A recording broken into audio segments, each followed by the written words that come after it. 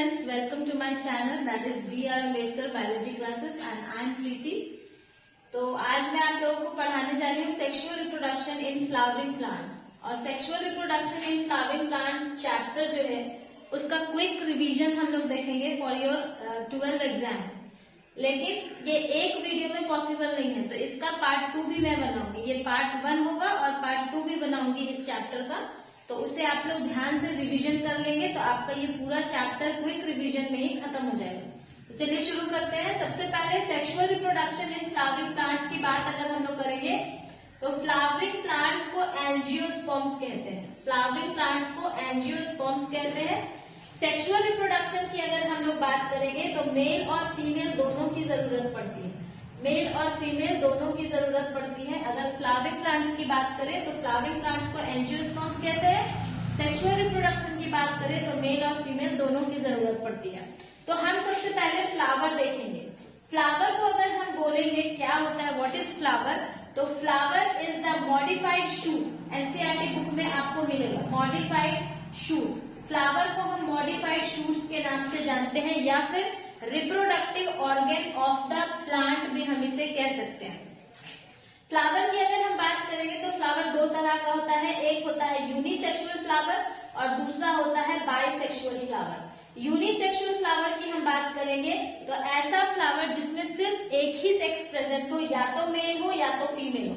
जितने भी क्लाइंबर्स होते हैं या क्रीपर्स होते हैं, जो लत वाले जो पौधे होते हैं, उसमें यूनिसेक्सुअल फ्लावर्स आपको देखने को मिलेंगे। जैसे कुकुम्बर हो गया, आपका पंपकिन हो गया, बॉटल गार्ड हो गया, ये सब में आपको यूनिसेक्सुअल फ्लावर देखने को मिलेंगे। लेकिन बाइसेक्सुअल फ्लावर वो होते हैं जिसमें मेल फीमेल दोनों एक ही फ्लावर में प्रेजेंट हो, उसे हम लोग बाइसेक्सुअल फ्लावर कहते हैं। बाइसेक्सुअल फ्लावर का सबसे अच्छा एग्जाम्पल आपको देखने को मिलेगा हिबिस्कस फ्लावर में, उड़हुल के फूल में। तो बाइसेक्सुअल फ्लावर को हम लोग क्या बोल सकते हैं, मोनोइशियस भी हम कह सकते हैं। मोनोइशियस का मतलब होता है, मोनो मतलब सिंगल, इशियस मतलब घर, मीन्स एक ही घर में दोनों सेक्स प्रेजेंट है, इसलिए इसे हम लोग मोनोइशियस कह सकते हैं। और यूनिसेक्सुअल को हम लोग डायोइशियस कहते हैं, क्योंकि अलग अलग घर होगा दोनों सेक्स के लिए, यानी मेल फीमेल दोनों अलग अलग बॉडी में आपको मिलेगा, तो इसलिए उसको डायोइशियस कहते हैं। यूनिसेक्सुअल को डायोइशियस कहेंगे, बाइसेक्सुअल को मोनोइशियस कहेंगे। अब आते हैं फ्लावर की बात करते हैं हम लोग। तो फ्लावर में अगर हम लोग देखेंगे तो मेन दो ही पार्ट्स होते हैं फ्लावर में। एक होता है नेसेसरी रोल और दूसरा होता है एसेसरी रोल।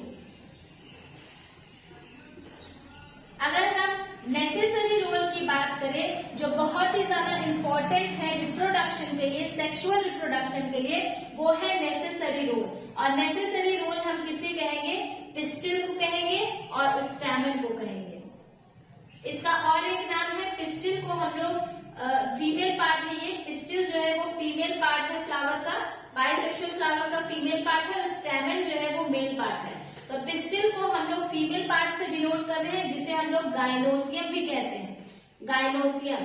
एंड स्टैमेन को हम लोग एंड्रोसियम भी कहते हैं, एंड्रोसियम। फीमेल का अगर हम साइन की बात करें तो फीमेल की साइन पॉजिटिव होती है, प्लस, जीरो के नीचे प्लस लगा देंगे तो वो फीमेल की साइन होती है, और जीरो के ऊपर में एरो लगा देंगे तो वो मेल का साइन होता है। आइए फ्लावर देखते हैं सबसे पहले। तो फ्लावर में हम लोगों ने देख लिया कि दो ही पार्ट होते हैं, एक है नेसेसरी रोल, दूसरा है accessory role. Necessary role pistil और स्टैमेन होता है, जिसे हम गाइनोसियम और एंड्रोसियम से जानते हैं।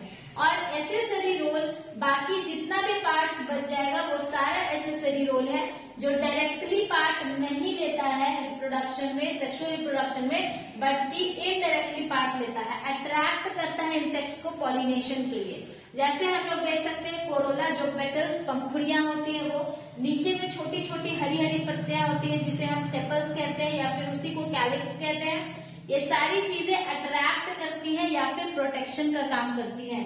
लेकिन सेक्सुअल रिप्रोडक्शन में जो भाग लेता है वो है pistil and androecium, male part and female part. Pistil is female part and stamen is male part. तो ये male and female part directly role play करता है सेक्सुअल रिप्रोडक्शन में, इसलिए हम लोग इसको नेसेसरी रोल्स के नाम से जानते हैं। नेक्स्ट अगर हम लोग इसे डिटेल में देखेंगे तो stigma, style and ovary. Pistil को अगर हम खोल के देखते हैं तो सबसे ऊपर का भाग स्टिग्मा होता है, उसके बीच में स्टाइल होता है जो कि स्टिग्मा और ओवरी को एक दूसरे से कनेक्ट करके रखता है। तो ये हो गया स्टिग्मा, स्टाइल एंड ओवरी। इसी को मिला करके हम पिस्टिल कह सकते हैं, या फिर हम इसे कार्पेल भी कहते हैं, या फिर हम इसी को गाइनोसियम के नाम से भी जानते हैं। और इसमें जो साइन आ जाएगा वो पॉजिटिव का साइन आ जाएगा।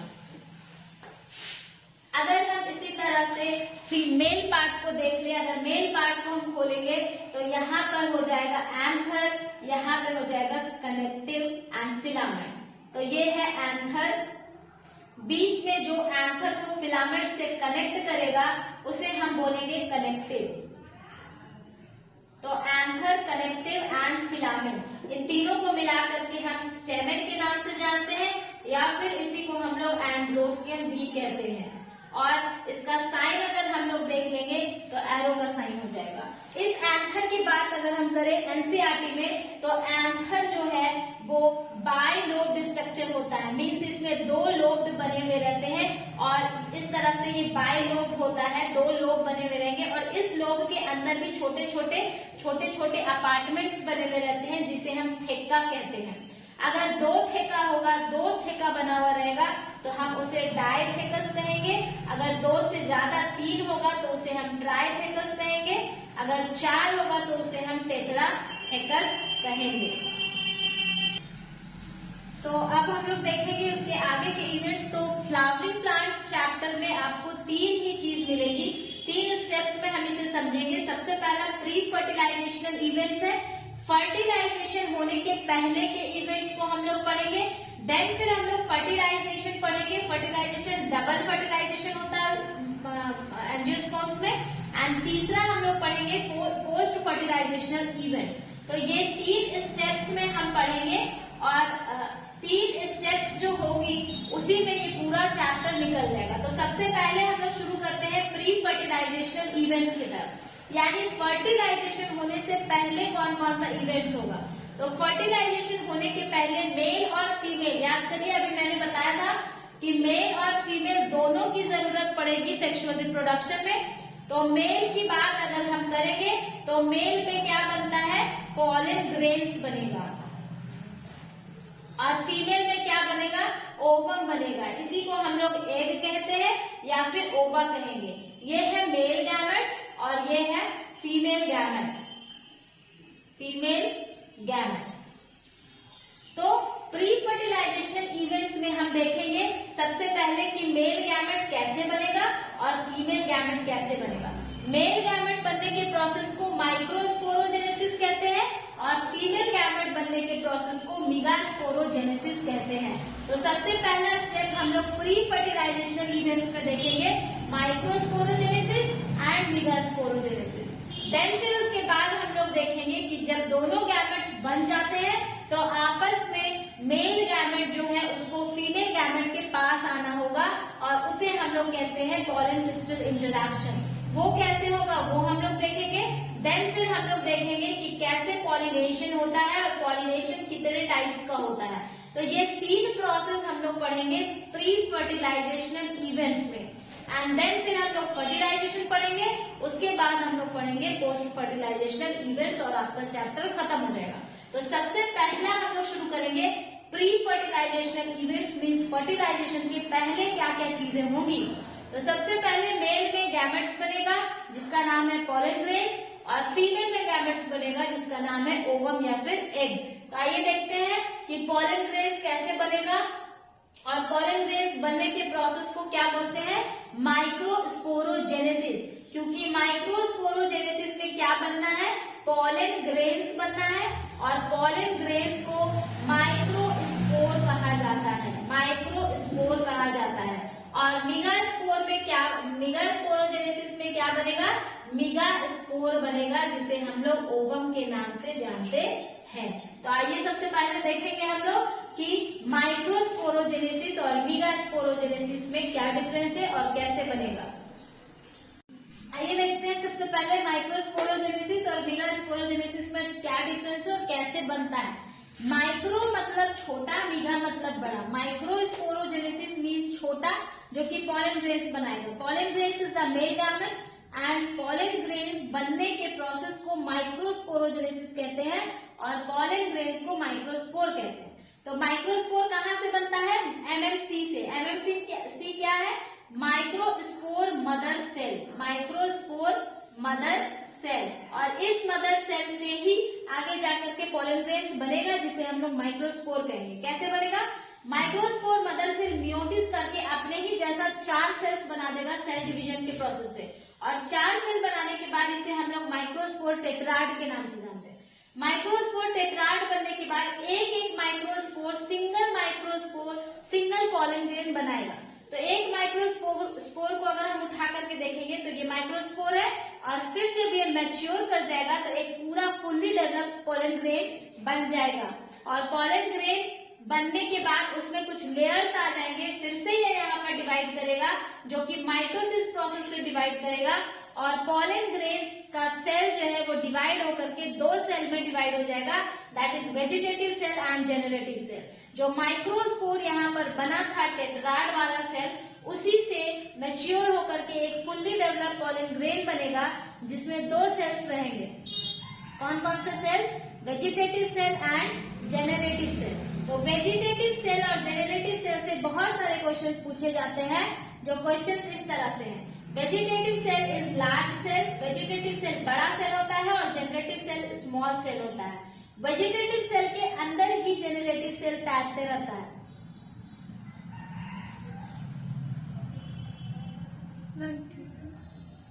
नहीं, कट नहीं।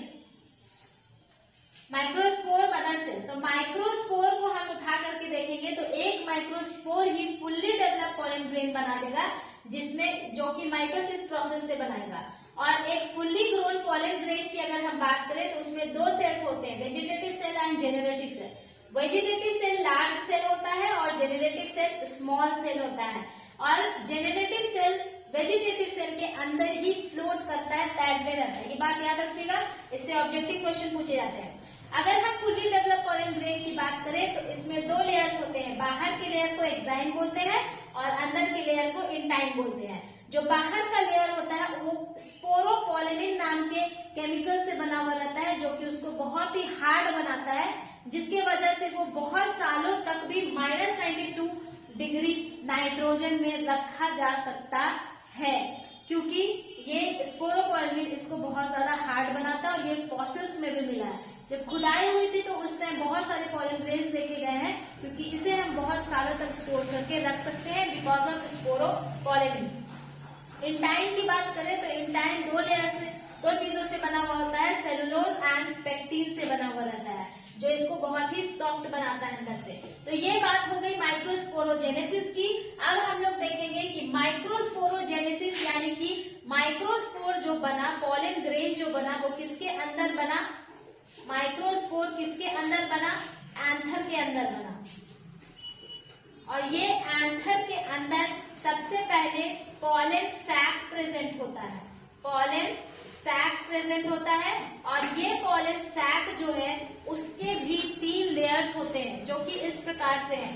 सबसे बाहर वाले लेयर एपिडर्मिस, उसके अंदर वाले लेयर को हम एंडोथेसियम कहते हैं, देन फिर उसके अंदर वाले लेयर को मिडिल लेयर कहते हैं, और उसके अंदर वाले लेयर को टैपेटम कहते हैं। तो इसमें बहुत इंपॉर्टेंट क्वेश्चन पूछा जाता है कि टैपेटम क्या करता है। तो माइक्रोस्पोर मदर सेल को जो नरिशमेंट देने का काम करेगा वो टैपेटम है, और टैपेटम को जो नरिशमेंट देगा वो मिडिल लेयर को एंडोथेसियम, एंडोथेसियम को एपिडर्मिस। तो इस तरह से बाहर से नरिशमेंट टैपेटम तक आता है। टैपेटम का काम और भी है। टैपेटम के पास जो नरिशमेंट चल करके आता है, जितनी भी न्यूट्रिएंट्स आती है, वो सारे न्यूट्रिएंट्स को वो ट्राइफाइन सब्सटेंसेस में कन्वर्ट कर देता है। ट्राइफाइन सब्सटेंसेस में कन्वर्ट कर देता है, प्लस ये टैपेटम एमएमसी को प्रोटेक्ट भी करता है। तो इतना सारा काम है टैपेटम का। जो ट्राइफाइन सब्सटेंसेस ये बनाएगा, उसी की वजह से फूलों में सुगंध आती है, स्मेल आती है, और उसी के वजह से कलर भी आता है। ये बात याद रखिएगा। तो ये माइक्रोस्पोरोजेनेसिस है। अब हम लोग आगे बढ़ेंगे मेगास्पोरोजेनेसिस में। तो मेगास्पोरोजेनेसिस की बात करें तो मेगास्पोर बनने के प्रोसेस को मेगास्पोरोजेनेसिस बोलते हैं।